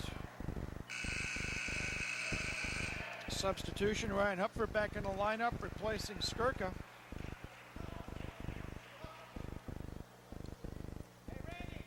I don't know what they're doing up the way 69, but they got some horses. They're feeding them something, putting them on some type of weight program. They got some big fellas. Second free throw good as well.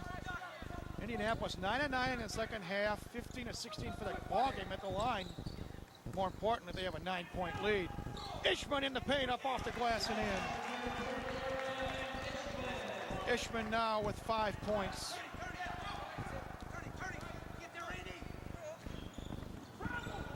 Kent with the jumper. 10 points for Rob Kent. And the Dons unable to convert defensively. Akani again inside for the short jumper.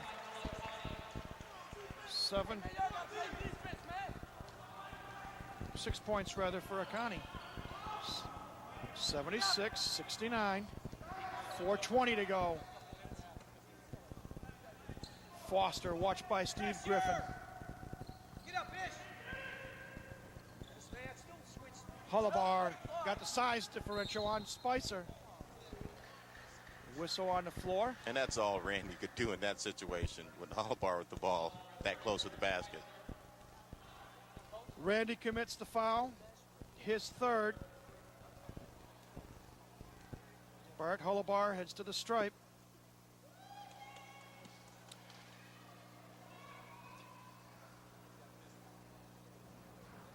Free throw missed. We'll be back in 3 weeks for more IPFW Live Sports on College 56. When the Mastodons return from 2 weeks of road trips, we'll bring you live coverage of the Mastodons basketball games with the women and men from Bellarmine College of Louisville. That's Saturday afternoon, February 12th at 1 p.m. for the women's game, 3 p.m. for the men's game right here on College 56. Free throw is good, 77-69 the score. Timeout on the floor, 4:10 remaining. We'll be back in just a moment.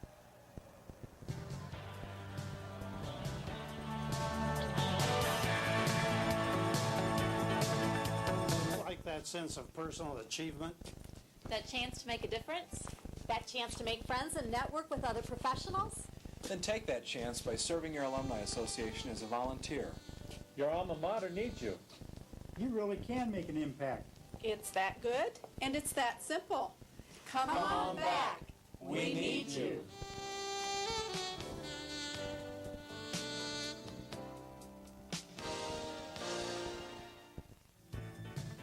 Back here at the Gate Sports Center, Mike Moss, Charlie Washington with you. 4:10 left in regulation.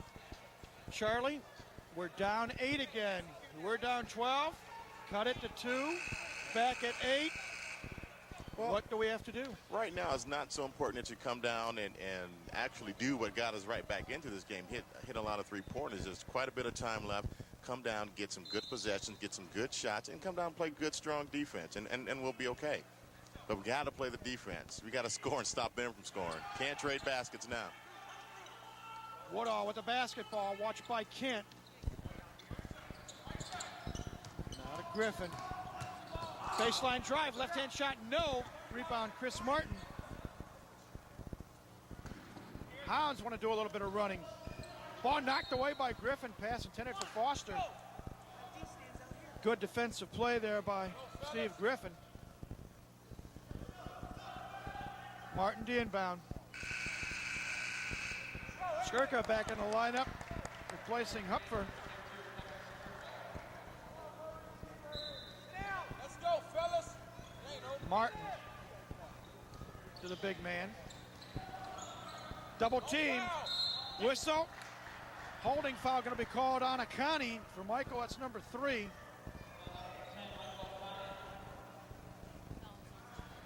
And that'll send Rob Kent to the line.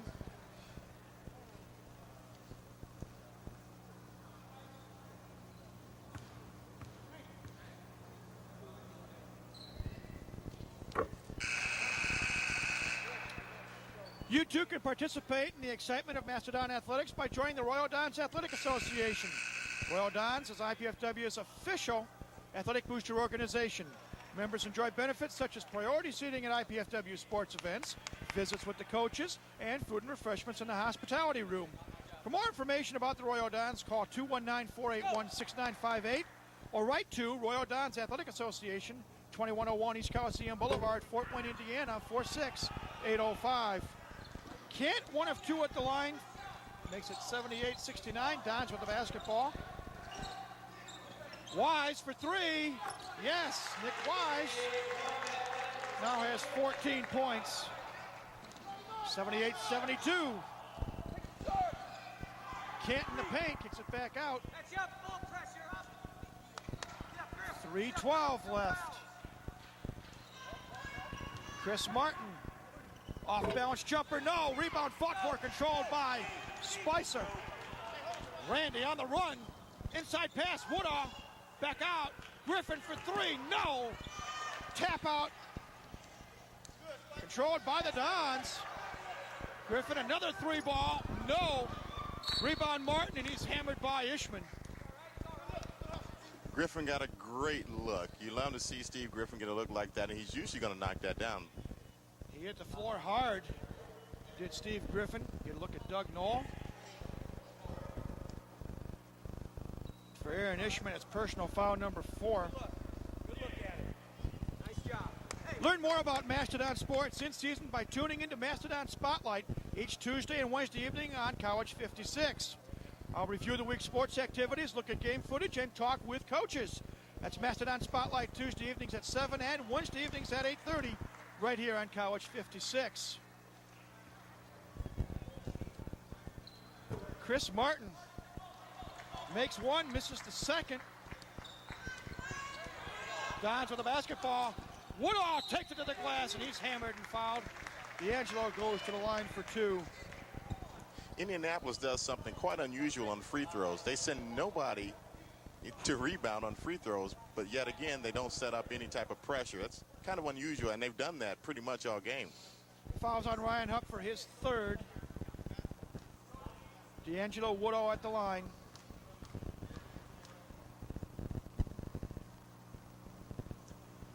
First free throw, good.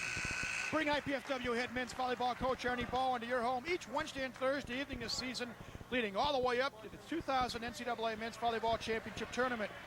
He joins assistant coach Mark Franke to review the Volley Downs progress, discuss highlights, and meet with players, as well as look ahead to upcoming volleyball action.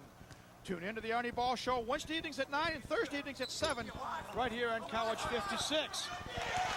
Second free throw by Woodall is missed, but Wise rebounds it and puts it back up.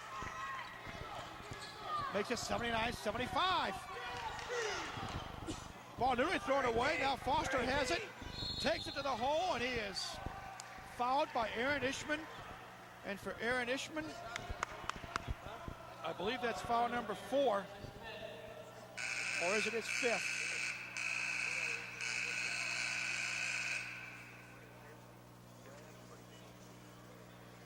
Foster doesn't go with much technique, and a couple of times the referees have bailed him out. He ducks that shoulder, and a lot of times it's not atypical that a referee would call that an offensive foul. It is foul number 5 on Aaron Ishman, so he departs after scoring 5 points this afternoon, replaced by Akani.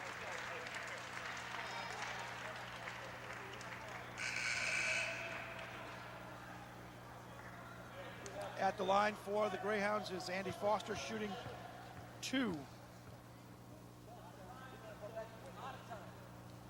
First free throw in and out.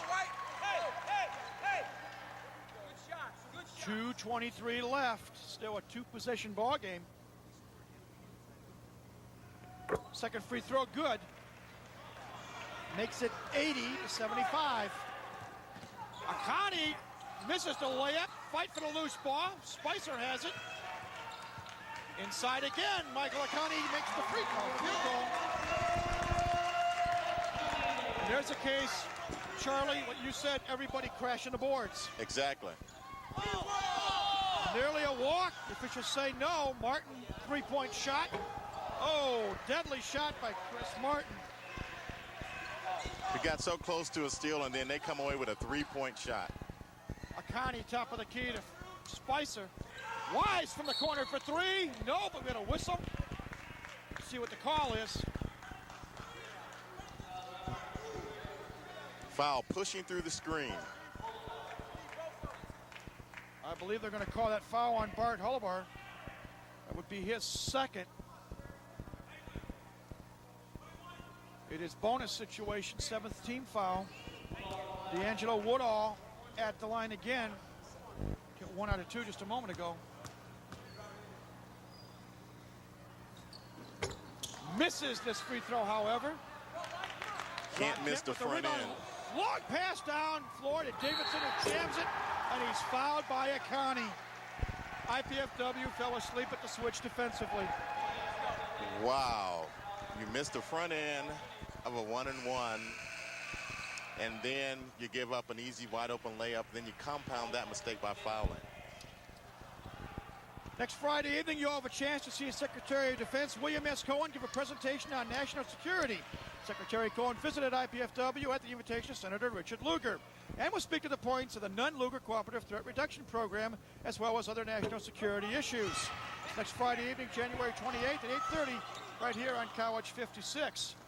Free throw is missed. IPFW gets the rebound. Griffin makes the field goal and calls a quick timeout. Timeout on the floor, 1:30 left, 85-79 our score. We'll be right back.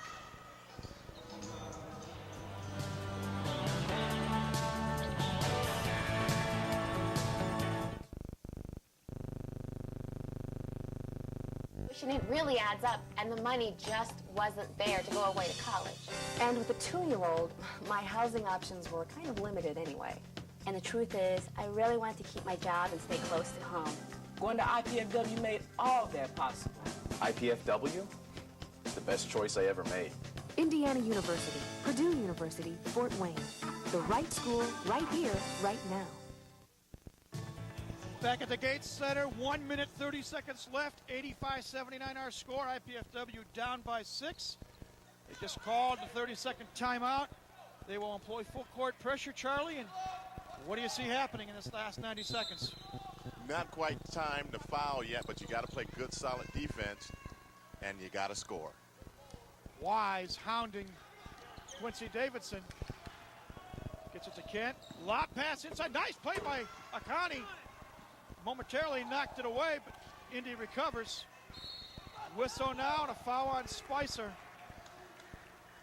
Stops the clock with 1:13, but also sends the Greyhounds to the line. That's great defense by Michael Akani, and you got to come up with that loose ball if you're the Dons. That time just didn't fall our way, and now they're going to the free throw line. And they're in double bonus, so it's 2 free throws for Quincy Davidson. First one is good. What hurts there is it makes it now a 3-possession ball game. 73 seconds left.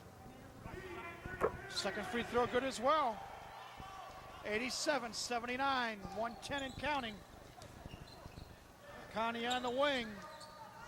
Dons need 3 different scores. Inside pass for Griffin.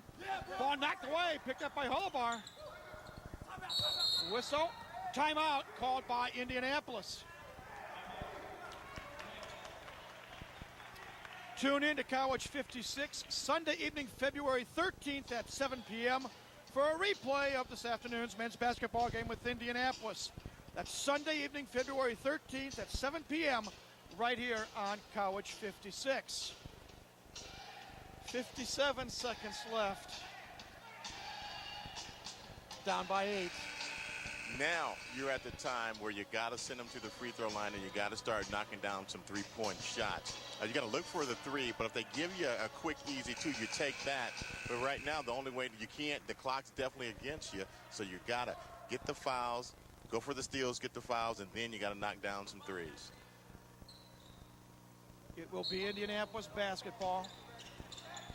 Hullabar inbounds it to Foster. Fouled right away, I believe, by Brad Knoll. Or is it Nick Wise? Wise is called for the foul, his second. We'll be back in 3 weeks for more IPFW Live Sports here on College 56. when the Mastodons return from 2 weeks of road trips to bring you live coverage of the Mastodons basketball games with the women and men from Bellarmine College of Louisville. Tune in Saturday afternoon, February 12th at 1 p.m. for the women's game, 3 p.m. for the men's game, right here on College 56. Andy Foster at the stripe. First free throw is good. Makes it 88-79. And again, like you say, Foster's teammates backpedaling, sending him a telegram, wishing him good luck in the next free throw. And it's good. 89-78. Griffin for three. In and out, no. Rebound Foster. And he is fouled right away, I believe, by Akani. For Michael Akani, I believe that's personal number 4. I think it's 5 if it's McConney. It might be number 5. We'll double check. You are right, sir. Mr. Akani has to depart the scene, falling out with 8 points. Gets a word of encouragement from Coach Doug Knoll. Replaced by Crow, and back at the stripe is Andy Foster. Misses this one. And he came in averaging 18.5 a game, and we kind of held him pretty quiet.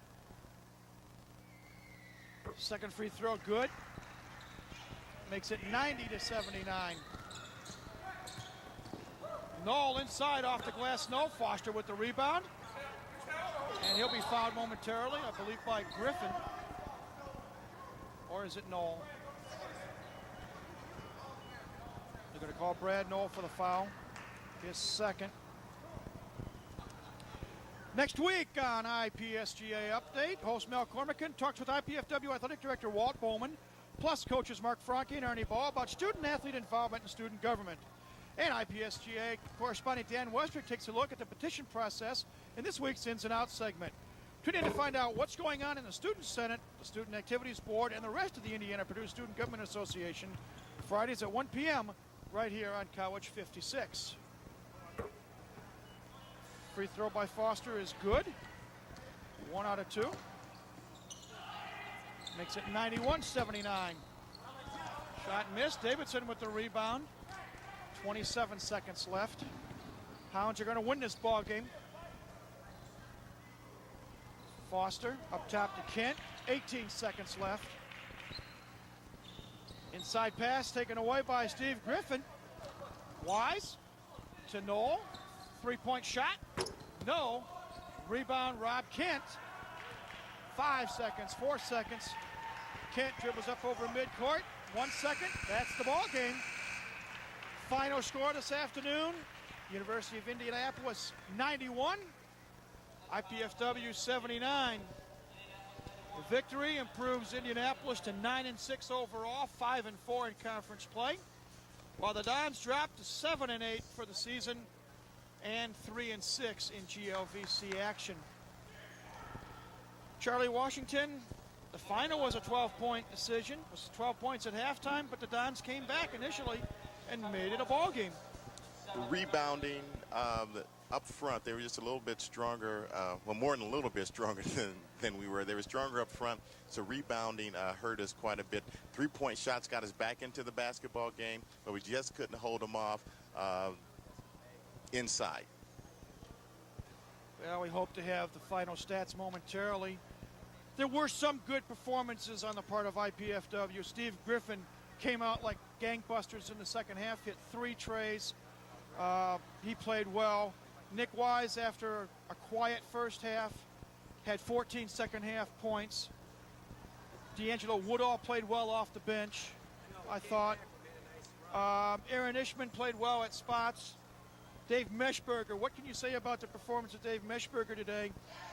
Dave hadn't played basketball in almost 3 years. Comes out this year. He knew Coach Doug Knoll.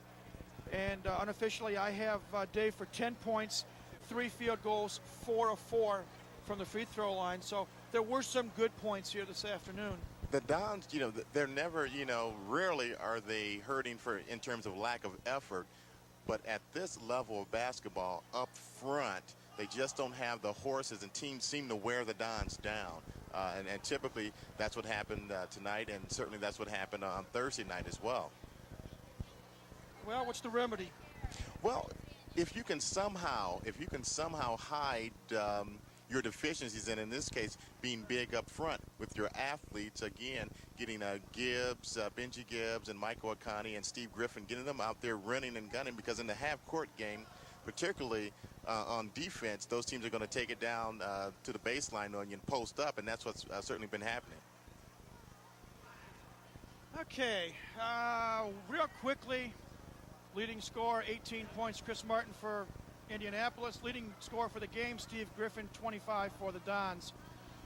Yeah, we see what happens now. The Dons go on the road for 2 this coming week at Quincy and at Missouri St. Louis.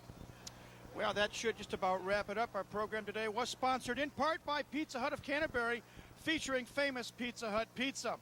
We'd like to thank at this time the College 56 production crew, the IPFW athletic staff, the City of Fort Wayne, Comcast Cablevision, the IPFW Learning Resource Center, and especially the IPFW Office of University Relations and Communications for their contributions to this College 56 Sports telecast.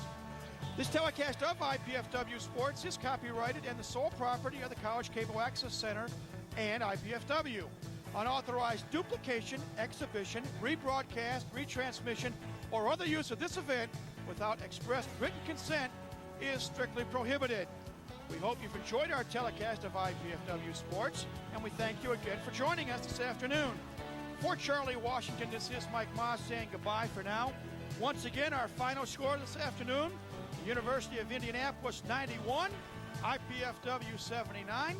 We bid you good afternoon from the Hilliard Gate Sports Center on the campus of IPFW.